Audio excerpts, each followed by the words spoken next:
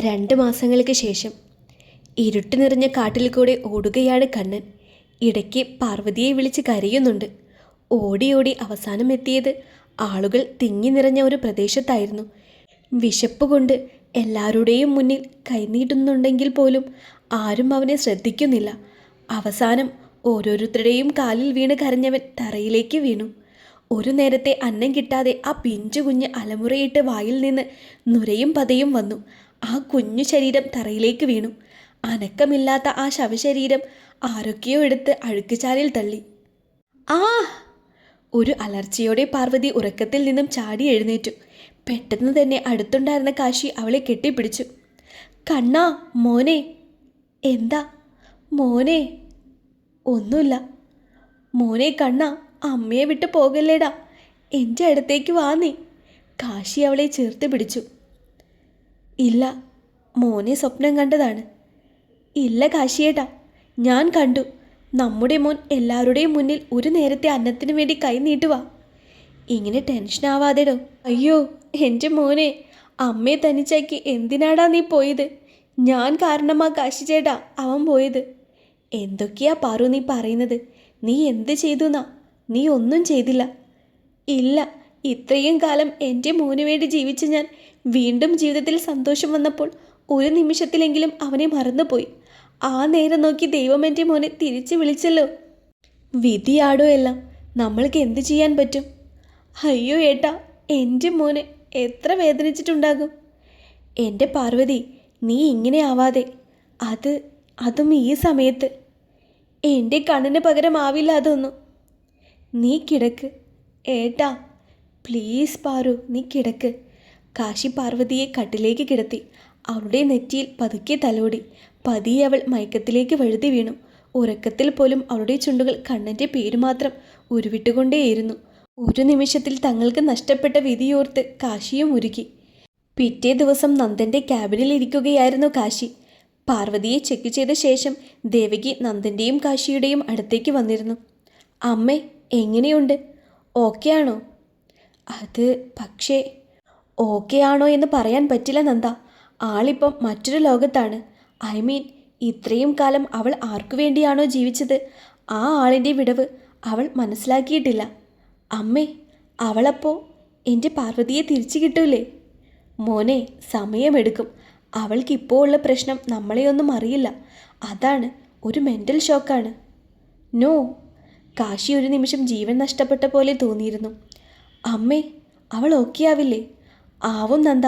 പക്ഷേ നിനക്കറിയാലോ, ഇന്നലെ രാത്രി എന്തൊക്കെയോ എഴുന്നേറ്റ് പിച്ചും പേയും പറഞ്ഞപ്പോൾ ഞാൻ അറിഞ്ഞില്ല ഒറ്റ രാത്രി കൊണ്ട് എന്നെപ്പോലും അവൾ മറന്നുപോകുമെന്ന്.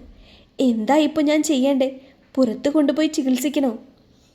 കാശി, അമ്മ പറയുന്നത് മോൻ ശ്രദ്ധിച്ച് കേൾക്ക്. ദേവകി കാശിയുടെ കൈകൾ ചേർത്ത് പിടിച്ചു. മോനെ, ഈ 2 മാസം കണ്ണൻ്റെ മരണം അറിഞ്ഞിട്ട് പോലും അവൾ മിണ്ടാതിരുന്നില്ലേ? കരഞ്ഞില്ല, സങ്കടപ്പെട്ടില്ല. ചിലർ അങ്ങനെയാണ്.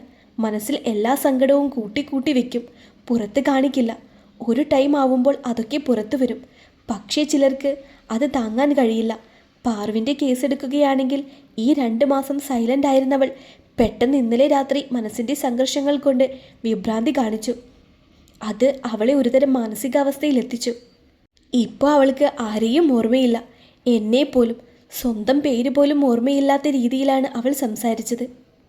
ഏയ്, നീ ഡൗൺ ആകാൻ വേണ്ടി പറഞ്ഞതല്ല. എല്ലാം നീ മനസ്സിലാക്കണം. അവൾക്കിപ്പോൾ ആവശ്യമുള്ളത് പീസായിട്ടുള്ള ഒരു അറ്റ്മോസ്ഫിയറാണ്. പ്രത്യേകിച്ച് ഈ ടൈമിൽ. ഈ പ്രഗ്നൻസി കാരണം അവളുടെ ഹെൽത്തിന് എന്തെങ്കിലും പ്രോബ്ലം ഉണ്ടാകുമോ?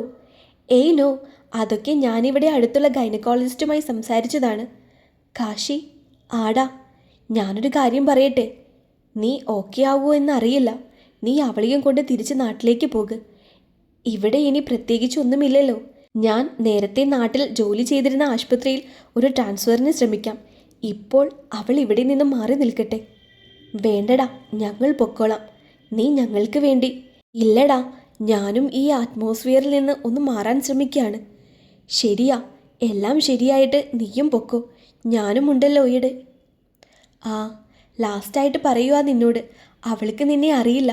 അതുകൊണ്ട് എങ്ങനെ പെരുമാറുമെന്ന് അറിയില്ല. നീയെല്ലാം ശ്രദ്ധിക്കണം. കാശി, കുഴപ്പമില്ലടാ, ഞാൻ മാനേജ് ചെയ്തോളാം. ഞാൻ തിരിച്ചു കൊണ്ടുവരും അവളെ. കാശി എഴുന്നേറ്റ് നടന്നു. ഒരു നിമിഷം അവൻ തിരിഞ്ഞു നോക്കി. നിസ്സഹായതയോടെയുള്ള നോട്ടം. ബംഗ്ലാവിലെ ബാൽക്കണിയിൽ നിൽക്കുകയായിരുന്നു പാർവതി. ആരുടെയോ സാമീപ്യം അറിഞ്ഞാണ് അവൾ തിരിഞ്ഞു നോക്കിയത്. അടുത്ത് നിൽക്കുന്ന കാശിയെ കണ്ടിട്ട് പോലും യാതൊരു പരിചയഭാവവും കാണിക്കാതെ പാർവതി തിരികെ മുറ്റത്തേക്ക് തന്നെ നോക്കി നിന്നു. ആ നിമിഷം മനസ്സിൽ 100 അമ്പ് ഒരൊറ്റൊരുമിച്ച് ഏറ്റ പോലെയായിരുന്നു കാശിക്കപ്പോൾ. കവളിലേക്ക് ഒഴുകി വന്ന കണ്ണീർ തുടച്ച് അവൻ അവളുടെ തൊട്ട് സമീപത്തേക്ക് ചേർന്ന് നിന്നു. അതിൽ നിന്നും തീർത്തും അസ്വസ്ഥത പ്രകടിപ്പിച്ച അവൾ ഒരു നിമിഷം അവൻ്റെ മുഖത്തേക്ക് തന്നെ ഉറ്റുനോക്കി. എന്താ ചേ, എന്തു പറ്റി മോൾക്ക്? ആരാ നിങ്ങൾ? എന്നെ മനസ്സിലായില്ലേ? ഇല്ലെന്നർത്ഥത്തിൽ അവൾ തലയാട്ടി. തൻ്റെ ഫ്രണ്ടാണ് ഞാൻ. എൻ്റെ ഫ്രണ്ടാണോ? പിന്നല്ലാതെ. ആണോ? എനിക്ക് ഓർമ്മയില്ല. ഇങ്ങനെ മറന്നുപോയോ? അതൊക്കെ പോട്ടെ, പാർവതി എൻ്റെ കൂടെ ഒരു സ്ഥലം വരെ വരുന്നോ? എവിടെ? അങ്ങ് ദൂരെ ഒരു തറവാട്ടിലേക്ക്. അതെവിടെയാ? എൻ്റെ വീട്ടിലേക്ക്. ഞാൻ വരുന്നില്ല. എന്താ അങ്ങനെ പറയുന്നത്? എൻ്റെ ഫ്രണ്ടല്ലേ നീ, എന്നിട്ടാണോ എൻ്റെ കൂടെ വരാത്തത്? പോ, ഞാൻ വരില്ല. വരില്ലേ? ഇല്ല, പോ. പാർവതി കയ്യൊങ്ങി കാശിയുടെ കവളത്തടിച്ചു. കാശി കുഞ്ഞുങ്ങളെപ്പോലെ ചുണ്ടു പിളർത്തി പാർവതിയെ നോക്കി. അയ്യോ സോറി, ഞാൻ അറിയാതെ ചെയ്തു പോയതാ. പോ, ഞാൻ മിണ്ടില്ല നിന്നോട്. അയ്യോ, എന്നോട് മിണ്ടണേ, എനിക്ക് ഫ്രണ്ട്സ് ആരുമില്ല. മിണ്ട, പക്ഷേ നീ എൻ്റെ കൂടെ വരണം. വരാ പൊന്നുമോള്. കാശി കെട്ടിപ്പിടിച്ച് പാർവതിയുടെ നെറ്റിയിൽ ചുംബിച്ചു.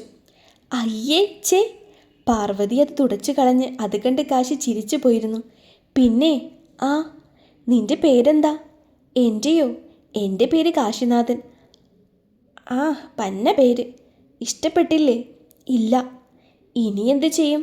സാരമില്ല, ഞാൻ കാശി എന്ന് വിളിച്ചോളാം. കാശി. എനിക്ക് നന്നായി വിശക്കുന്നു. ചായ തരുമോ എനിക്ക്? തരാലോ. കാശി പാർവതിയെയും കൊണ്ട് ആഹാരം കൊടുക്കാനായി നടന്നിരുന്നു. അപ്പോൾ അവൻ്റെ മനസ്സിൽ ഒരു കൊച്ചു കുഞ്ഞിനെ എന്ന പോലെ പാർവതിയോട് വാത്സല്യമായിരുന്നു. അവളുടെ ചെറുവട്ടുകൾക്കൊപ്പം അവരും കൂടുകയായിരുന്നു. രാത്രി പാർവതിയെ ചേർത്ത് പിടിച്ച് കിടക്കുമ്പോൾ നാളെ പാർവതിയുമായി നടത്താനുള്ള യാത്രയിലേക്കായിരുന്നു അവൻ്റെ ചിന്തകൾ മുഴുവൻ. 5 മണിക്കൂർ നീണ്ടുനിന്ന യാത്ര. രാവിലെ കാറിൽ കയറിയപ്പോൾ തന്നെ ഉറക്കം പിടിച്ചിരിക്കുകയായിരുന്നു പാർവതി. തന്നോട് അധികം അടുപ്പം കാണിക്കുന്നില്ലെങ്കിൽ പോലും താൻ പറയുന്നതൊക്കെ അവൾ അനുസരിക്കുന്നു എന്നത് കുറച്ചെങ്കിലും ആശ്വാസം അവന് നൽകിയിരുന്നു. നീണ്ട യാത്രയ്ക്കൊടുവിൽ ഉച്ചയോടെ അടുപ്പിച്ച് അവർ മനയിലേക്ക് എത്തിയിരുന്നു. കാശി തട്ടി വിളിച്ചപ്പോഴാണ് പാർവതി അപ്പോൾ ഉണർന്നത്.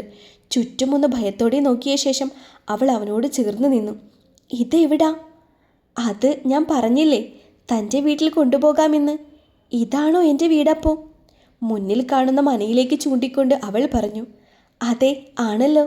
ആണോ? എനിക്ക് ഒന്നും ഓർമ്മയില്ല. ഇതാണോ എന്ന് ചോദിച്ചാൽ ഇതും പാർവതിയുടെ വീട് തന്നെയാണ്. പെട്ടെന്നാണ് അകത്തു നിന്നും തമ്പ്രാട്ടിയും ഉത്തരയും ഇറങ്ങി വന്നത്. പാർവതിയെ കണ്ടതും ഉത്തര വേഗം ഓടി വന്ന് അവളെ കെട്ടിപ്പിടിച്ചു. വിട്, മാറ്. ഉത്തരയെ തട്ടി മാറ്റിക്കൊണ്ട് പാർവതി കാശിയുടെ പിന്നിലേക്ക് തന്നെ ഒഴിഞ്ഞു നിന്നു.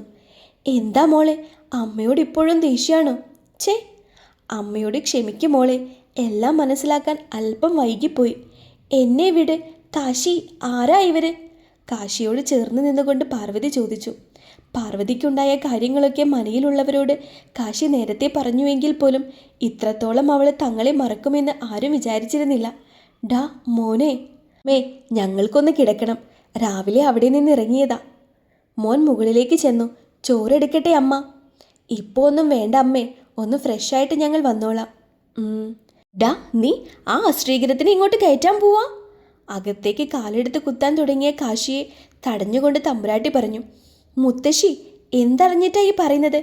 കുറച്ചൊക്കെ ആവാം, എന്നാൽ പോലും വർഷം ഇത്രയൊക്കെ ആയില്ലേ, ഇനിയെങ്കിലും. കാശി, ഏതാ ഇവര്? തമ്പുരാട്ടിയെ ചൂണ്ടിക്കൊണ്ട് പാർവതി കാശിയോട് ചോദിച്ചു. ഇത് എൻ്റെ മുത്തശ്ശിയാ പാർവതി, അച്ഛൻ്റെ അമ്മ. നിനക്കറിയില്ലേ? എനിക്കെങ്ങനെ അറിയാനാ ഇവരെ? ചി, ഇവരെന്നോ? എന്താടി നീ എന്നെ വിളിച്ചത്? ഞങ്ങൾ അകത്ത് പോവാ, നിങ്ങളെന്നെ ശല്യപ്പെടുത്തരുത്. ഉത്തരയെ കടന്ന് പാർവതിയുമായി കാശി അകത്തേക്ക് നടന്നു. തമ്പ്രാട്ടിയുടെ അടുത്തെത്തിയെങ്കിലും പോലും അവരെയൊന്ന് ശ്രദ്ധിക്കാതെ കാശി മറികടന്നു പോയിട്ടും അവരിൽ തന്നെയായിരുന്നു പാർവതിയുടെ കണ്ണുകൾ. കണ്ടോ ഉത്തരെ, ആ പെണ്ണിൻ്റെ ഒരിത്. തമ്പ്രാട്ടി എന്നും വിളിച്ചിരുന്ന ആ വാഗൊണ്ട് അവളെന്നെ വിളിച്ചത് കേട്ടോ?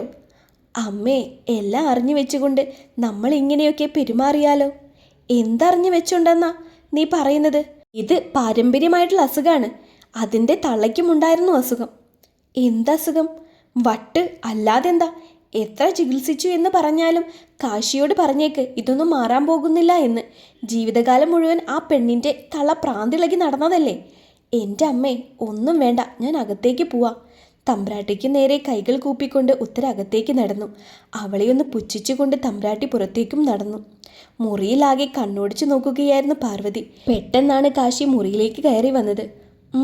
എന്താ, എന്ത് പറ്റി? മുറിയിൽ ആകമാനം കണ്ണോടിച്ചു കൊണ്ടിരുന്ന പാർവതിയെ നോക്കി കാശി ചോദിച്ചു. ഇതാരുടെ മുറിയാ? നമ്മുടെ. എന്താ, മറന്നോ? കുഴപ്പമില്ല, എല്ലാം ശരിയാവും. പാർവതി, എന്താ? ഒന്ന് കുളിക്കണ്ടേ? വാ, ഞാൻ ഡ്രസ്സൊക്കെ എടുത്തു തരാം. എനിക്കൊന്ന് കിടക്കണം. ക്ഷീണമുണ്ടോ? തലയാട്ടിക്കൊണ്ട് പാർവതി മറുപടി പറഞ്ഞു. എന്നാ ഒന്ന് കിടന്നു മയങ്ങിക്കോ, എഴുന്നേറ്റ് കഴിഞ്ഞ് കുളിക്കാം. ഞാൻ പുറത്ത് കാണും. എന്തുണ്ടായാലും നീ എന്നെ വിളിച്ചാൽ മതി. പാർവതിയെ കട്ടിലിൽ കിടത്തിക്കൊണ്ട് കാശി അടുത്തിരുന്ന നെറുകയിൽ തലോടിക്കൊണ്ടിരുന്നു. അവൾ ഉറങ്ങിയെന്ന് ഉറപ്പുവരുത്തിയിട്ടാണ് കാശി മൊബൈലുമായി പുറത്തേക്ക് പോയത്. കാശി പുറത്തേക്ക് കടന്നതും അടഞ്ഞ കണ്ണുകൾ പതിയെ തുറന്നിരുന്നു. അല്പസമയം എന്തോ ചിന്തിച്ച ശേഷം അവൾ വീണ്ടും മയക്കത്തിലേക്ക് വഴുതി വീണു. വൈകിട്ട് 6 മണിയോടെ അടുപ്പിച്ചായിരുന്നു ഉമ്മറത്തിരുന്ന ലാപ്പിൽ മെയിലുകൾ ചെക്ക് ചെയ്യുകയായിരുന്ന കാശി അടുത്ത ആരെയോ സാമീപ്യമറിഞ്ഞ് തലയുയർത്തി നോക്കിയത്. എന്താ മുത്തശ്ശി? ഡാ കണ്ണാ, മുത്തശ്ശി ഒരു കാര്യം പറയട്ടെ. ലാപ്പിൽ നിന്ന് തലയുയർത്തി നോക്കാതെ തന്നെ കാശിയൊന്നു മൂളി. മോന് മുത്തശ്ശി പറയുന്നത് ഇപ്പോൾ ഒന്നും മനസ്സിലാവില്ല. പക്ഷേ നിന്റെ നല്ലതിന് വേണ്ടിയാ ഞാൻ ആഗ്രഹിക്കുന്നത്. കാര്യം പറ മുത്തശ്ശി. ഇത്രയൊക്കെ ആയിട്ടും എന്തിന്? അവൾ ഇവിടെ ഉണ്ടായ കൊച്ചിനെ കൊണ്ട് കൊന്നില്ലേ? മുത്തശ്ശി! കാശിയുടെ വിളിയിൽ ആ വൃദ്ധ തെല്ലൊന്ന് ഭയന്നിരുന്നു. എന്താ പറയുന്നതെന്ന് വല്ല ബോധവുമുണ്ടോ? നീ ദേഷ്യപ്പെടേണ്ട, സത്യമല്ലേ ഞാൻ പറഞ്ഞത്? അല്ല പിന്നല്ലാതെ. എന്തറിഞ്ഞിട്ടാ ഇങ്ങനെയൊക്കെ പറയുന്നത്? കണ്ണൻ മരിച്ചത് അവൾ കാരണമല്ല, അവൾ കൊണ്ട് കൊന്നതുമല്ല. വിധി എന്ന് പറയുന്ന ഒരു സാധനമുണ്ട്. വരാനുള്ളത് വഴിയിൽ തങ്ങില്ല. എടാ, അവളൊരു ശകുനം കെട്ടവളാണ്. ജനിക്കുന്നതിന് മുൻപേ തന്ത പോയി. നിന്റെ ജീവിതത്തിൽ വന്നപ്പോൾ തന്നെ ശകുനക്കേടുകളാണ്.